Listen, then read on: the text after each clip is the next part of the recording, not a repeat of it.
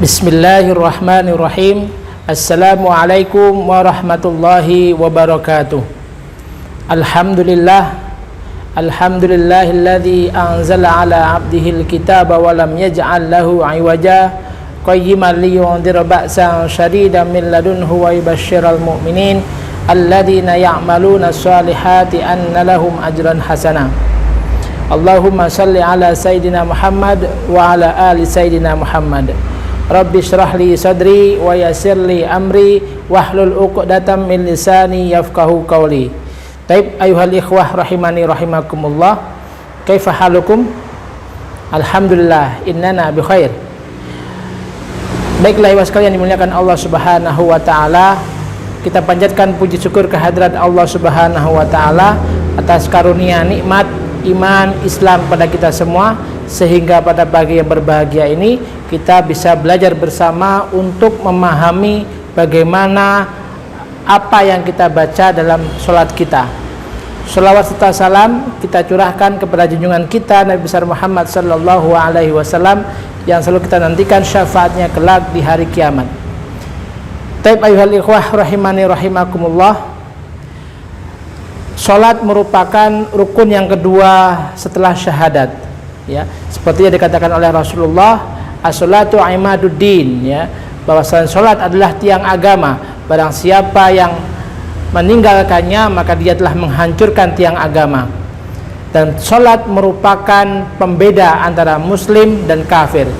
As-sholatu hiya al-farqu bainal muslim wal kafir. Wa kadzalika as-sholatu hiya sillatun bainal abdi wa rabbih. Bahwasanya sholat adalah juga sebagai penghubung antara seorang hamba dengan Tuhannya. Maka tentunya sholat ini menjadi sesuatu atau rukun yang tidak bisa kita remehkan, karena begitu pentingnya sholat sehingga Rasulullah bersabda, barang siapa yang meninggalkan sholat dengan sengaja maka dia telah kafir. Ini menunjukkan peringatan keras bagi orang yang telah meninggalkan sholat. Bagi seorang mukmin yang taat, maka tentunya bagaimana kita bisa melakukan sholat secara khusyuk, secara berkualitas di hadapan Allah Subhanahu wa taala. Ketika kita sholat, maka sejatinya kita sedang menghadap Allah, Tuhan semesta alam. Maka ketika kita bisa melakukan sholat dengan baik, ya, dengan khusyuk, dengan hati yang hadir, maka insya Allah kualitas sholat kita di hadapan Allah jauh lebih baik. Allah berfirman dalam Al-Quran, inna sholata kanat 'alal mu'minina kitaban mauquta. Sungguhnya sholat bagi orang-orang mukmin merupakan fardu yang telah ditentukan waktunya, yakni khamsu sholawatin, terdapat 5 waktu sholat, ya. Banyak sekali keutamaan sholat. Rasulullah bersabda dalam sebuah hadis, dikatakan ibarat seorang mukmin yang melakukan sholat itu selama 5 waktu sehari adalah ibarat ketika kita di hadapan rumah kita terdapat sungai yang mengalir deras, kemudian kita setiap hari mandi selama 5 kali, menceburkan diri selama 5 kali sehari. Kemudian Rasulullah bertanya, apakah ada yang tersisa dari kotoran kita? Kemudian para sahabat menjawab, la syai'a, tidak ada ya Rasulullah. Maka itulah ibarat ketika kita melakukan sholat, semua dosa-dosa kita juga akan diampuni oleh Allah Subhanahu wa taala. Perlu ikhwah sekalian yang dimuliakan Allah ketahui bahwasanya terdapat banyak hal dalam sholat ini yang harus kita ketahui. Seperti contoh, ternyata dalam sholat kita kalau kita hitung itu terdapat 94 takbir, ya, pernah nggak kita menghitung 94 takbir? Kemudian terdapat juga 153 tasbih, ya, 153 tasbih. Bayangkan begitu banyaknya lafaz-lafaz yang kita ucapkan dalam sholat, yang sejatinya seandainya kita mau memahami makna dan meresapi setiap kata yang kita ucapkan dalam sholat, maka akan berbuah pahala, berbuah ilmu yang diangkat oleh Allah beberapa derajat dengan pengetahuan kita terhadap makna sholat. Dan tentunya dengan memahami makna sholat ini, kita akan mampu melangkah di derajat khusyuk, ya, mencapai derajat orang-orang yang khusyuk dalam sholatnya. Allah memuji dalam surat Al-Mu'minun, ya, qad aflahal mu'minun, telah beruntunglah orang-orang yang mukmin, alladzina hum an sholatihim khasyi'un, mereka adalah orang-orang yang ketika dalam melakukan sholat bisa secara khusyuk, ya. Bayangkan, qad aflahal mu'minun, dipuji oleh Allah Subhanahu wa taala, telah beruntung, benar-benar beruntung, ya. Qad masuk pada fi'il madhi, ya, litahqiq, ya. Kemudian juga ancaman bagi orang-orang yang melalaikan sholat, ya, alladzina hum an sholatihim sahun, mereka adalah orang-orang yang lalai dalam sholatnya, ya. Bahkan ada yang dikatakan dalam kitab Asrarus Shalah wa Muhimmatuha karya Imam Al-Ghazali, dikatakan bahwasanya yang dimaksud dari la taqrabus sholata wa antumus sukara, jangan dekatilah sholat dan kalian sedang mabuk, di sini bukan mabuk secara karena homer juga, tapi bisa juga disebabkan karena kasratul humum, banyaknya urusan-urusan dunia yang kita pikirkan ketika sholat. Kemudian juga kasratu hubbid dunya, begitu besar cintanya dunia sehingga kita melalaikan sholat. Ini dalam ayat tersebut ada yang mengatakan bahwasanya itu juga menjadi bagian dari dalam keadaan tidak sadar. Ukurannya adalah, ilatnya adalah tafhamu matakulun, ya, artinya hatta ta'lamu nama takulun, sampai engkau tahu apa yang engkau ucapkan. Nah, ini menunjukkan ikhwan sekalian bahwasanya kita tidak boleh sembarangan melalaikan sholat kita. Imam Al-Ghazali menjelaskan dalam Ihya Ulumuddin bagaimana kita untuk bisa mencapai derajat al-khusyuk. Khusyuk adalah hudurul qalbi, hadirnya hati, bil khudu'i wal inqiyad, dengan tunduk dan patuh, ya. Maka ketika kita ingin mencapai derajat khusyuk dalam sholat kita, kita harus menghadirkan hati kita, ya, bil khudu'i wal inqiyad, dengan pasrah dan tunduk kepada Allah Subhanahu wa taala. Itu adalah cara yang pertama, hudurul qalbi. Kemudian yang kedua, ya, adalah memahami makna bacaan sholat kita. Lah, inilah yang akan kita pelajari pada pagi hari ini, sekalian dimuliakan Allah. Bagaimana kita memahami bacaan sholat kita, apa saja yang kita baca dalam sholat, kita resapi, kita maknanya kita dalami sehingga kita bisa mencapai derajat khasyi'in, ya, an sholatihim khasyi'un, ya, termasuk dalam ayat Al-Mu'minun tadi. Kemudian yang ketiga adalah mengagungkan Allah. Ketika kita sholat, otomatis kita akan selalu mengagungkan Allah, karena dalam sholat terdiri dari takbir, ya, takbir Allahu Akbar, tahmid, ya, mengucapkan alhamdulillah dan seterusnya, kemudian tasbih subhanallah alhamdulillah subhana rabbil azimi, dan serta rukun-rukun yang lain. Artinya ikhwan sekalian, dalam sholat kita akan terdapat kandungan makna mengagungkan Allah Subhanahu wa taala, mensucikan Allah, memuji Allah, ya. Kemudian yang keempat adalah ar-raja wal haya, rasa harap dan malu kepada Allah. Rasa harap tentunya kita sebagai seorang hamba tanpa ada upaya, tidak ada daya dan upaya selain pertolongannya Allah Subhanahu wa taala. Dengan segala kekurangan kita, dengan segala kehinaan kita, maka kita merasa malu kepada Allah dengan kewajiban melakukan sholat. Maka sholat ini bagi seorang hamba adalah hubungan antara seorang hamba dengan Tuhannya. Dalam kitab tersebut juga dikatakan, man aroda ayyukallimallah, man aroda ayyukallimallaha faqra'ul qur'ana faharu'a ila sholat. Barang siapa yang ingin berbicara kepada Allah, maka dia bergegaslah kepada sholat. Wa man aroda ayyukallimahullahu faqra'al qur'ana. Barang siapa yang ingin Allah berbicara kepadanya, ya, maka dia hendaklah membaca Al-Quran. Maka proses sholat kita sejatinya adalah hubungan seorang hamba dengan sholatnya untuk bermunajat, berbicara kepada Allah, ya, mengadukan semua keluh kesah kita kepada Allah Subhanahu wa Ta'ala melalui sholat kita. Ada beberapa langkah tips yang perlu kita lakukan untuk kita bisa mencapai derajat khusyuk selain cakupan dari Imam Al-Ghazali tadi. Yang pertama, diawali dari menyempurnakan wudhu kita. Wudhu merupakan wasilah bagaimana sholat kita menjadi sempurna, ya. Ma la yatimul wajib illa bihi fahuwa wajib, ya. Sesuatu yang tidak bisa sempurna tanpanya, maka sesuatu tersebut menjadi wajib. Sholat tidak akan sempurna tanpa wudhu, maka wudhu menjadi wajib. Sempurnanya wudhu menjadi jalannya kita sempurnanya sholat kita.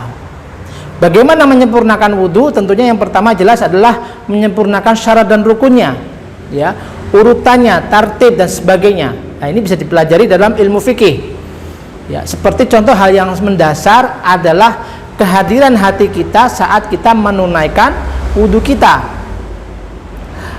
ya. Diawali dengan basmalah ketika kita membasuh tangan. Bismillahirrahmanirrahim. Para ulama sepakat bahwasanya bismillah ini dalam sebelum wudhu itu merupakan sunnah muakkadah, ya. Ada yang mengatakan sunnah muakkadah, ya. Jadi sangat dianjurkan ya sekalian. Bahkan ketika kita lupa di awal, di tengah-tengah pun kita dianjurkan bismillahirrahmanirrahim, ya.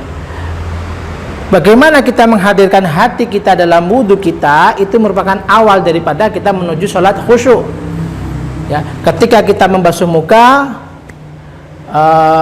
kita sambil berdoa, ya, Allahumma bayyid wajhi yauma tabyaddu wujuh wa taswaddu wujuh. Ya Allah, putihkanlah wajahku di mana di hari Engkau hitamkan dan memutihkan wajah umatmu, yakni di hari kiamat. Kemudian juga ketika membasuh tangan, Allahumma a'tini kitabi biyamini wala bishimali. Ya Allah, berikanlah kitab amalanku, kitab catatanku kelak dengan tangan kananku, jangan dengan tangan kiriku. Atau ditambah dengan wala an dohri, tidak dari punggungku, naudzubillahi min dalik, ya. Kemudian juga ketika kita membasuh rambut dan telinga, kita berdoa Allahumma harim sya'ri wa basyari 'alan nar. Ya Allah, haramkanlah rambutku dan kulitku dari api neraka, ya. Maka dengan hadirnya hati ini, otomatis kita bisa lebih khusyuk, berawal dari wudhu kita, ya. Tentunya doa-doa tadi itu cukup dalam hati, ya. Bagaimana jika tidak bisa berbahasa Arab? Cukup dengan hati kita, dengan bahasa kita. Ya Allah, berilah kitabku kelak dengan tangan kananku, jangan dengan tangan kiriku. Ya Allah, haramkanlah rambutku dan kulitku dari siksa api neraka. Ketika kita membasuh kaki, Allahumma tsabbit qadami 'ala sirat. Allahumma tsabbit qadami 'ala sirat. Ya Allah, tetapkanlah kedua kakiku ini ketika melewati siratal mustaqim, dia nanti kelak di akhirat nanti. Ibu sekalian dimuliakan Allah Subhanahu wa taala, berawal dari wudu. Kemudian yang kedua adalah kita memakai pakaian terbaik ketika hendak melakukan sholat. Ukuran pakaian terbaik adalah suci dan tentunya bersih, karena dalam Al-Quran dikatakan khudzu zinatakum inda kulli masjidin. Pergunakanlah pakaian terbaikmu, berhiaslah ketika engkau hendak ke masjid.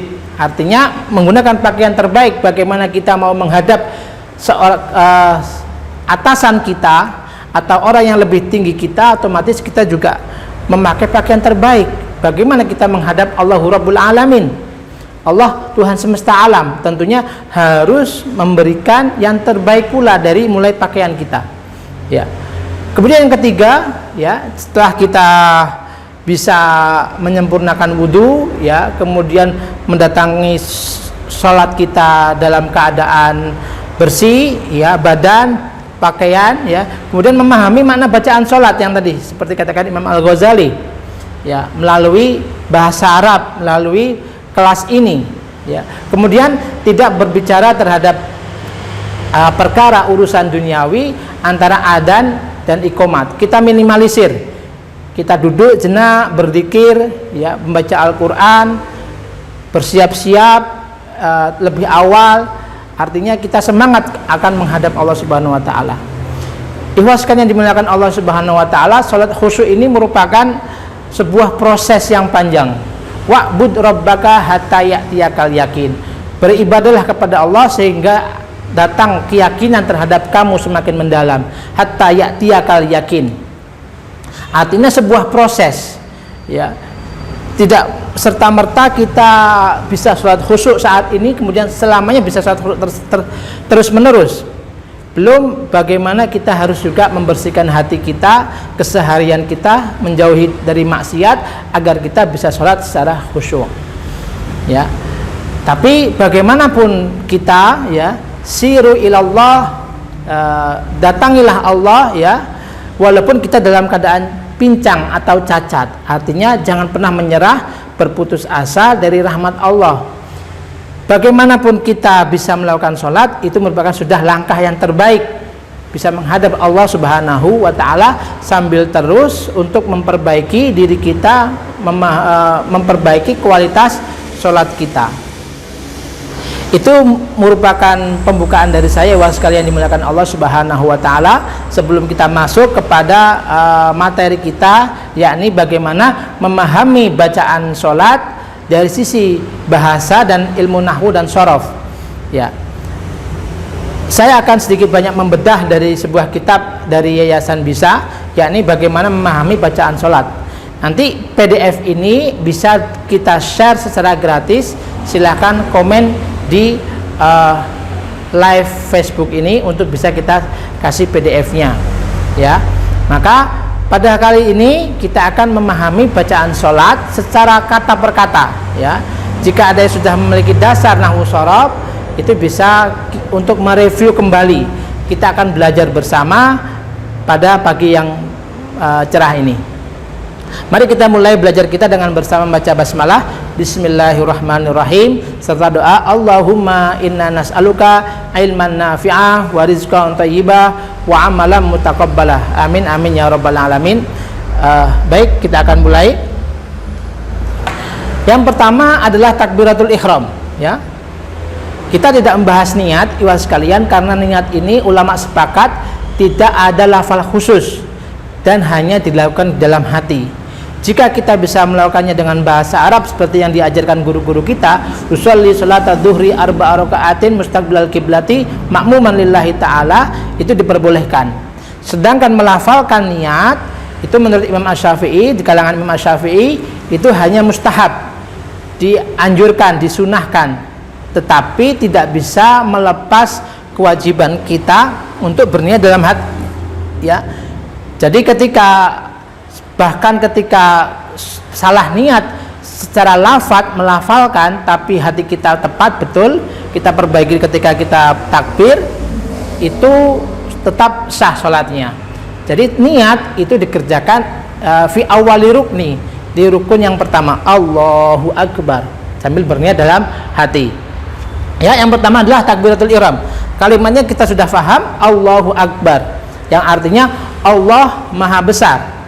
Bagaimana kedudukan kata dari Allahu Akbar ini? Yang pertama, Allah adalah sebagai mubtada, ya. Mubtada itu wajib dibaca rofa atau domah, ya. Akbar itu sebagai khobar. Jadi mubtada dan khobar. Apa itu mubtada dan khobar? Ya, kita jelaskan secara mendasar. Mubtada adalah isim di awal kata, ya, atau dalam bahasa kita adalah yang diterangkan, ya. Contoh, masjid itu besar, maka masjid di sini adalah yang diterangkan, ya, DM, ya, yang diterangkan. Kemudian besar itu adalah yang menerangkan, MD. Nah, dalam bahasa Arab kita sebut dengan mubtada dan khobar. Mubtada itu isim di awal kata yang dibaca rofa, yang terhindar dari amil lafdiyah, ya. Yang dibaca rofa itu adalah domah, ya. Harokat dalam ilmu nahwu kita mengenal ada rofa, nasab, jar, dan jazm. Rafa, harokat tanda utamanya adalah dhammah, nasab adalah fathah, jar adalah kasrah, jazm adalah sukun. Ya. Nah, Allahu Akbar itu adalah mubtada wajib dibaca dhammah, rafa. Contoh, al masjidu kabirun, masjid itu besar, ya. Maka yang diterangkan adalah masjid, DM, ya. Khobar adalah yang menerangkan, khobar, habar, yang menerangkan. Maka sudah sangat jelas, Allahu Akbar, Allah Maha Besar. Bagaimana secara makna kita meresapi ketika takbir Allahu Akbar, bahwasanya Allah Maha Besar dari segala sesuatu. Allahu Akbar min kulli syai'. Ya, akbar artinya maha besar. Maha besar. Akbar adalah ismu tafdil. Ismu tafdil itu bisa berarti lebih besar, bisa berarti paling besar. Contoh, hadal miklam, hadhil miklamatu asgharu minal kitabi, ya, lebih kecil, asgharu, ya, asgharu. Asgharu di sini ismu tafdil, ya, yang lebih atau paling. Jadi ismu tafdil ala wazni af'alu, contohnya akbaru, asgharu lebih kecil, jamilun indah, menjadi ajmalu lebih indah. Itu merupakan ismu tafdil. Nah, dibaca khobar, marfu dibaca rofa, ya, dengan doma, ya. Ingat, rofa ditandai dengan doma sebagai alamat atau tanda yang utama. Nanti kita pelajari nahwu, tentunya akan banyak hal yang kita pelajari. Ketika kita takbir, kita sambil meresapi bahwasanya Allah lebih besar dari segala sesuatu. Akbaru min kulli ma siwahu, lebih besar dari segala sesuatu selain Allah Subhanahu wa taala, lebih agung dan sebagainya. Ya, bahkan takbir ini merupakan perintah Allah di ayat yang pertama diturunkan kepada Rasulullah. Ya ayyuhal muddatsir, wahai orang yang berselimut, kum fa'andir, bangunlah dan berikanlah peringatan, wa rabbaka fakabbir, dan kepada Tuhanmu lah engkau bertakbir. Ya, ketika kita mengucapkan, mengikrarkan takbir ketika sholat, segala sesuatu, segala masalah kita, segala urusan-urusan kita, Allah jauh lebih besar dari segalanya. Maka tentunya orang yang mampu bisa meresapi makna ini, kita akan terus bisa hidup secara tenang dan bahagia, karena Allah lah yang maha besar, segala sesuatunya adalah kecil. Ya, itu adalah yang pertama, takbiratul ihram. Yang kedua adalah doaul iftitah. Ibu sekalian, doaul iftitah ada dua versi. Semuanya ini ada periwayatannya tersendiri dalam hadis, ya, sesuai dalam buku itu sangat jelas dijelaskan.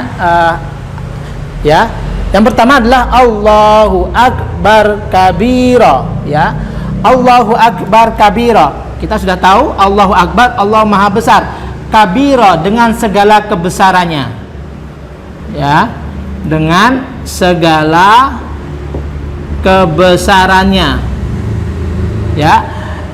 Allahu Akbar kabira, Allah Maha Besar dengan segala kebesarannya. Kabira sebagai hal, ya, hal wajib dibaca nasab, ya. Ini tetap mubtada khobar, ya, mubtada dan khobar. Ini kasih ada mim, khobar, kemudian ini hal, ya. Ya, jadi sudah jelas. Kabira dengan segala kebesarannya. Tentunya ketika kita sholat tidak memikirkan secara lafadz per lafadz, tapi bagaimana kita mengungkapkan bahasa doa kita sambil kita pahami secara mendalam, mendasar, seolah itu bahasa kita. Allahu Akbar kabira, tidak perlu diterjemahkan dengan segala kebesaran, tidak perlu. Tapi kabira itu sudah mengekspresikan dengan segala kebesarannya. Walhamdulillah, walhamdu segala puji, ya, segala puji, lillahi itu milik Allah, ya, lillahi ini mubtada juga, lillahi khobar katsira, dengan segala pujinya, katsira banyak, yang arti banyak, tapi dari secara makna otomatis walhamdulillahi katsira, segala puji bagi Allah dengan segala pujinya yang amat banyak, ya. Katsira artinya banyak secara makna. Wa subhanallahi, maha suci Allah, maha suci Allah, ya. Wa subhanallahi, ini satu kata iwas sekalian, wa subhana. Dalam kaidah nahwu shorof ini merupakan bentuk masdar, bentuk isim dari kalimat sabahayasbahu, ya, yang artinya keagungan, kemuliaan. Nah, maf'ul mutlak sebagai maf'ul mutlak, mimta, ya, kodenya mimta maf'ul mutlak. Lafaz hakikinya adalah usabbihu subhanallah, usabbihullaha subhanallah, saya bertasbih kepada Allah dengan kalimat subhanallah. Tapi di sini disingkat langsung subhanallah, maha suci Allah, bukratan wa asila, baik di waktu pagi, ya, ini menunjukkan waktu dorful zaman, ya, dorful zaman, yang artinya di waktu pagi, wa asila, dan petang, ya. Di sini kita sambil memahami Allahu akbar kabira, Allah maha besar dengan segala kebesarannya, walhamdulillahi katsira, dan segala puji hanya milik Allah yang teramat banyak dengan semua pujiannya, wa subhanallahi, dan maha suci Allah bukratan wa asila, baik di waktu pagi maupun petang, ya. Bukratan pagi, wa asila adalah petang. Kemudian wajahtu, nah, ini ada kalimat wajahtu. Wajahtu, saya hadapkan wajahku, wajahtu, saya hadapkan, ya. Wajaha itu adalah fi'il madhi, kata kerja. Kalau ana wajahtu, anta wajahta, anti wajahti, ya. Kalau hiya wajahat, wajahat, ya. Wajaha asal apa namanya, wazannya adalah fa'ala, ya, dalam shorof fa'ala. Kalau kita tasrif, wajjaha yuwajjihu taujihan taujihatan taujahan tijahan muwajjahan fahuwa muwajjihun wadaka muwajjahun wajjih la tuwajjih wajjahun muwajjahun. Maka wajjahtu di sini adalah fi'il madhi, wajjahtu, ana wajjahtu, ya. Wajhiya sebagai maf'ul objek, objek wajib dibaca fathah, saya menghadapkan wajahku, ya. Wajahtu wajhiya, saya menghadapkan wajahku, lilladzi, kepada zat, li itu kepada, ya. Ana wajahtu lil ustadi, saya menghadap kepada ustad, ya. Atau ana wajahtu lit talibi, saya menghadap siswa, ya. Litullabi, ya. Lilladzi, kepada zat, kepada yang, ya, isim mausul, lilladzi fatara sama, fatara itu yang menciptakan. Nah, ini sebuah kalimat yang agung, ya sekalian.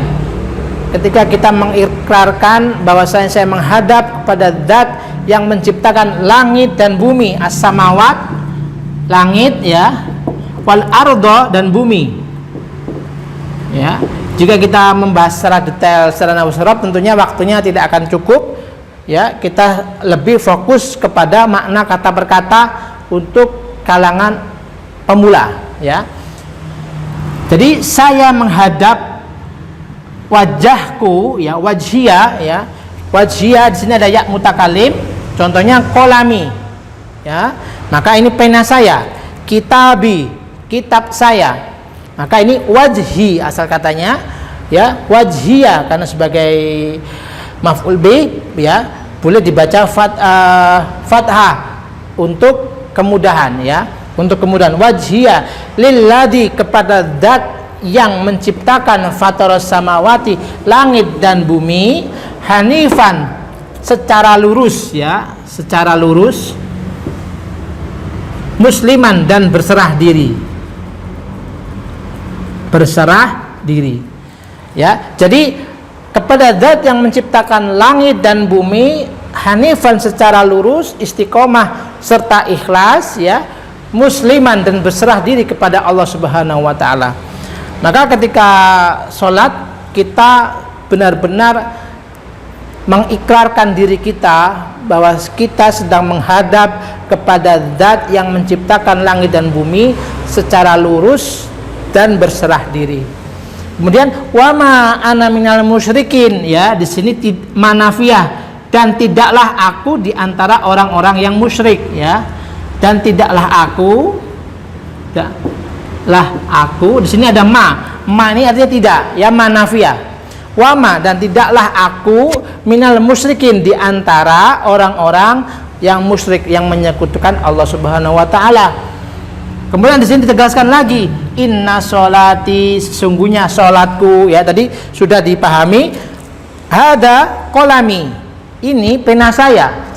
Hada sholati, ya. Inna sholati, inna di sini sesungguhnya, ya.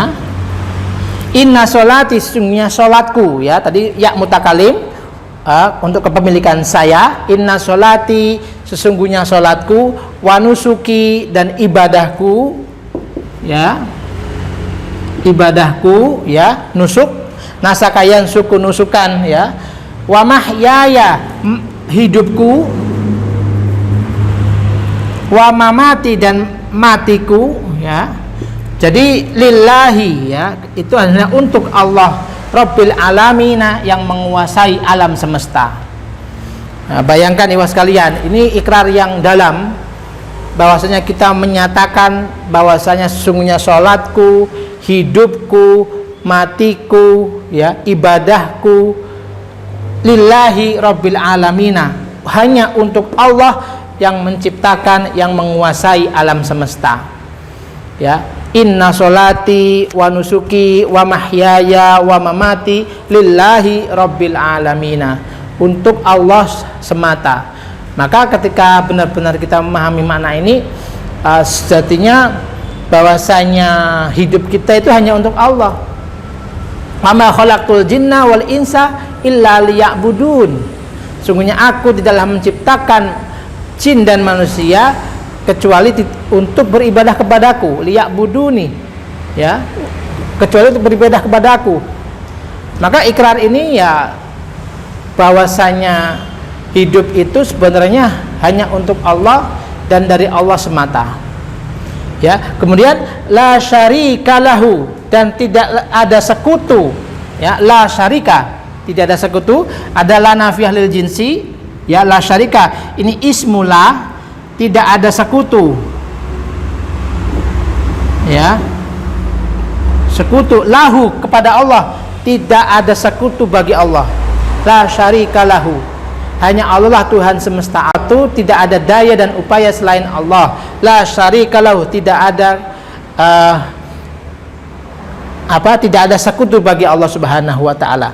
Wa bidzalika, dan dengan itu pula, dan dengan semuanya itu, wa bidzalika, dan dengan dalika itu, ya, ismul isyarah, dan dengan itu umirtu, saya diperintahkan, saya diperintahkan.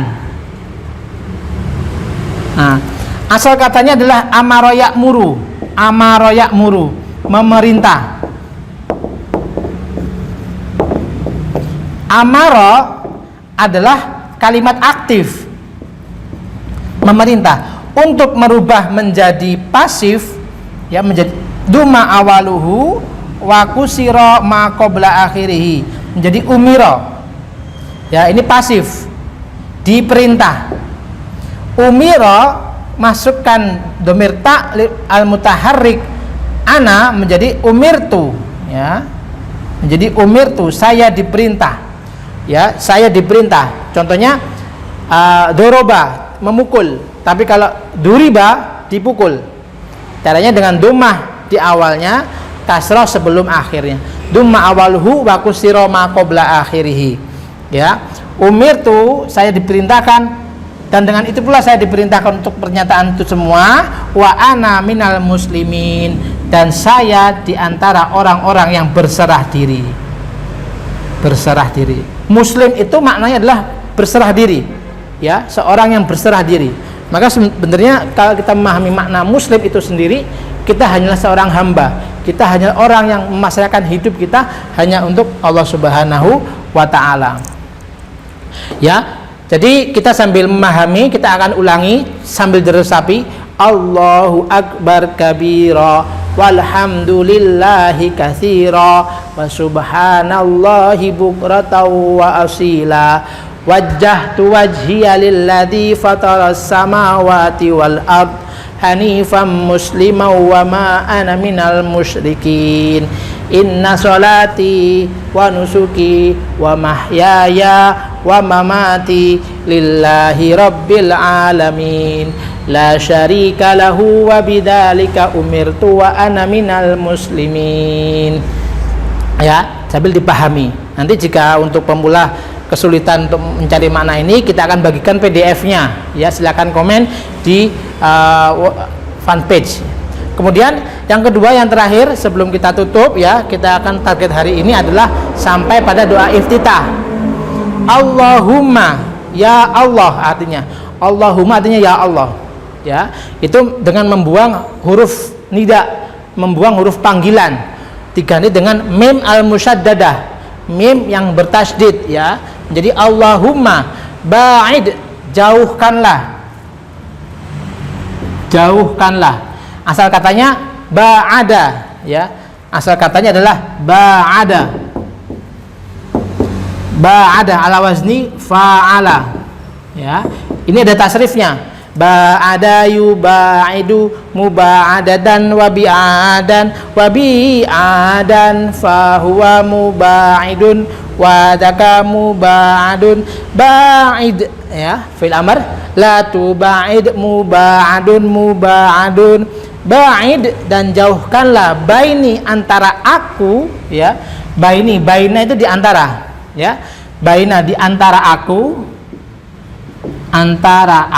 ya. Baini antara aku, tadi kolami, baini antara aku, wa baina khotoyaya, dan antara kesalahan-kesalahanku.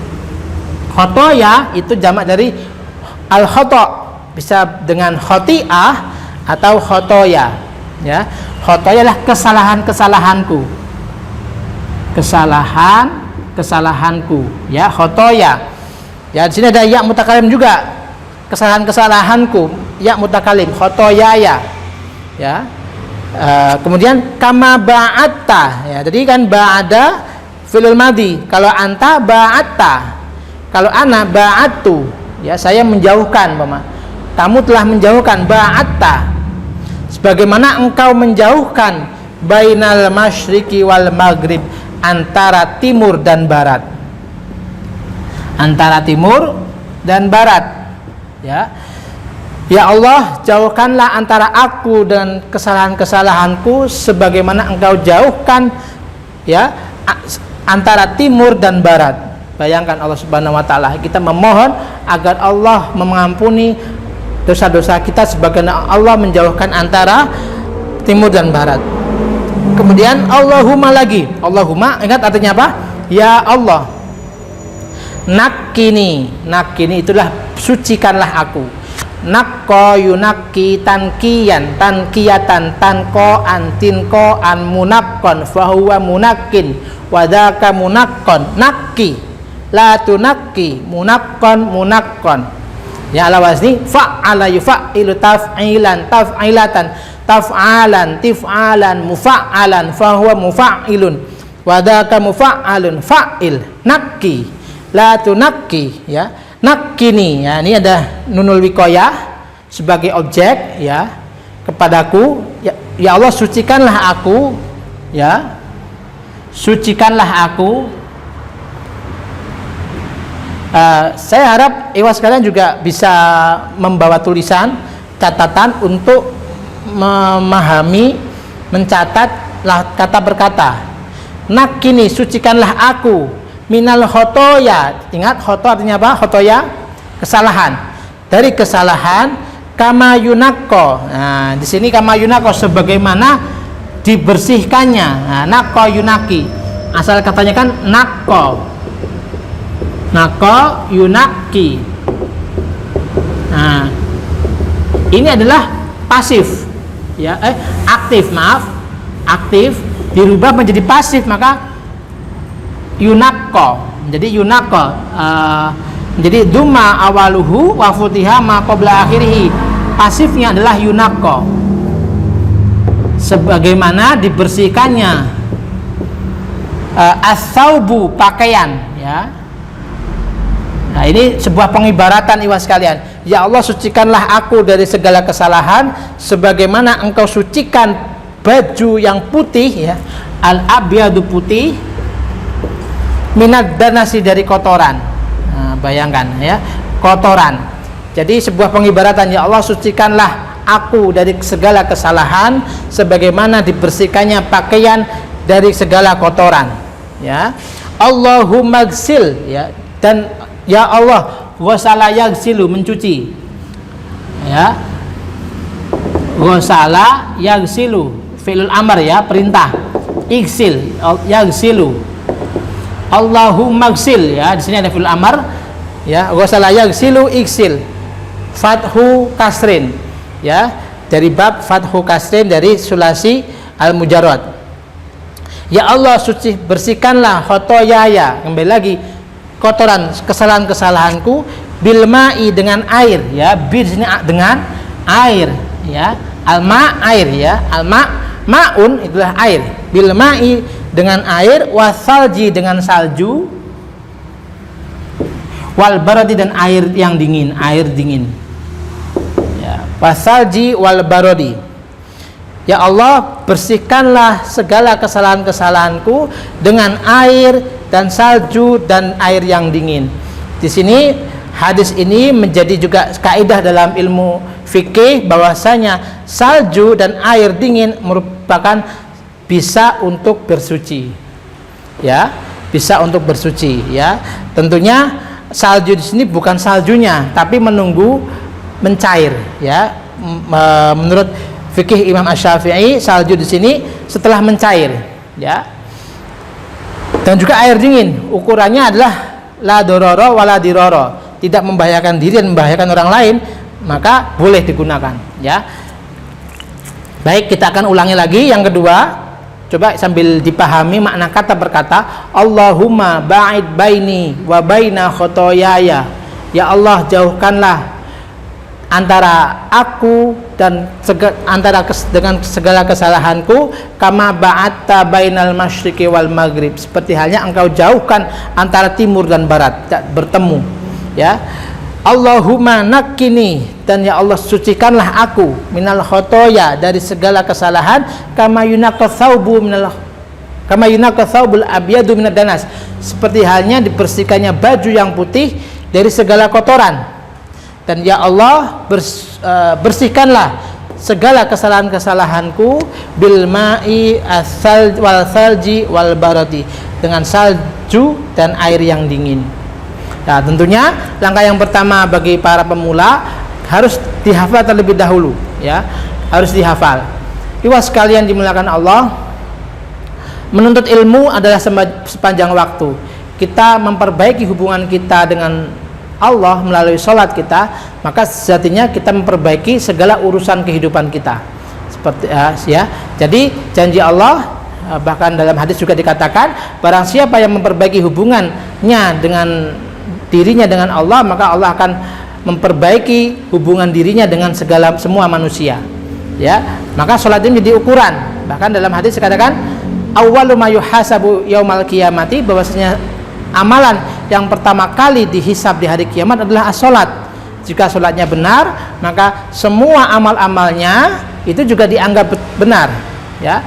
Karena ingat, as-sholatu tanha 'anil fahsya'i wal munkar. Karena sholat sejatinya mencegah daripada keburukan, mencegah dari kemungkaran dan kekejian, ya, fahsya, ya, seperti itu. Nah, baik, kita berharap Bapak sekalian melalui taklim ini kita mulai terketuk untuk memahami bacaan sholat kita dalam rangka memperbaiki hubungan kita kepada Allah melalui sholat-sholat kita, sehingga Ibnu Abbas mengatakan, ya, dalam kitab At-Tafakkur Imam Al-Ghazali, bahwasanya sholat 2 rakaat disertai dengan tafakkur dan mengagungkan Allah memahami makna-maknanya itu lebih baik daripada sholat semalam. Artinya apa ibu sekalian? Allah sangat mengutamakan kualitas. Bagaimana sholat kita dengan khusyuk dan khudu' hadir hati daripada semalam tapi hatinya kosong, ya tadi ada tapinya, tapi dengan hati yang kosong. Ya bayangkan kita sholat tapi tanpa tahu artinya, kita menghadap atasan kita berbicara tapi tanpa tahu maknanya, tentunya akan berbeda. Ya, la yastawil ladina ya'lamun wal ladina la ya'lamun. Allah sudah mengikrarkan, jangan samakan orang yang tahu dan tidak tahu.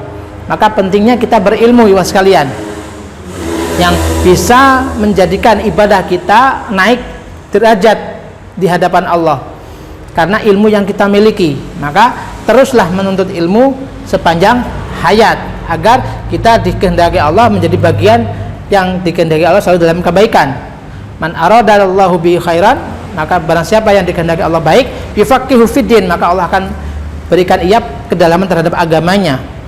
Karena dengan ilmu dia akan bisa membimbing dirinya serta orang lain. Ya, seperti itu ya sekalian yang dimuliakan Allah. Ya, jadi caranya dalam memahami makna sholat ini bukan berarti ketika kita sholat akhirnya melamun maknanya, tetapi meresapi sambil kita seolah-olah mengucapkan doa itu dari hati kita sudah memahami maknanya, ya seperti bahasa kita.